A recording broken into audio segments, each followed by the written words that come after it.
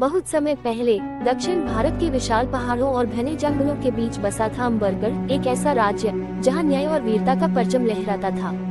दरबार में राजा वीरेंद्र सिंह अपने सिंहासन पर बैठे थे।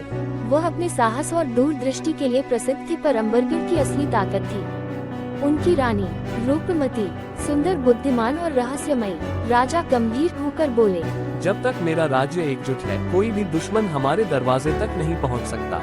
जासूस दरबार में संदेश लेकर आता है कि पड़ोसी राज्य का राजा कालीसेन हमला करने की तैयारी कर रहा है। जासूस कांपती आवाज में महाराज को संदेश सुनाता है। महाराज, कालीसेन युद्ध चाहता है।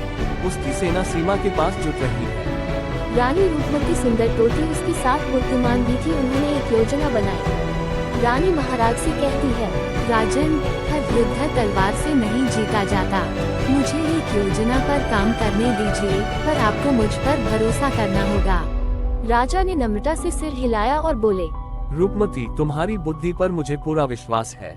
रानी ने गुप्तचरों के जरिए पड़ोसी राज्य में एक अफवाह फैला दी कि अम्बरगढ़ में एक ऐसी स्त्री है जो भविष्य देख सकती है।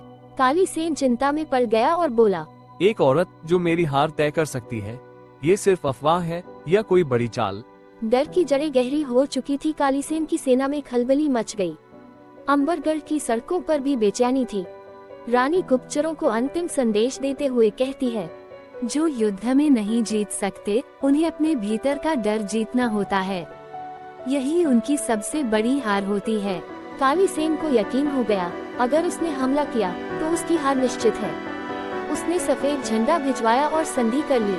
दरबार में राजा गर्व से जनता को कहते हैं, रूपमती ने बिना एक भी तलवार उठाए अम्बरगढ़ की रक्षा की।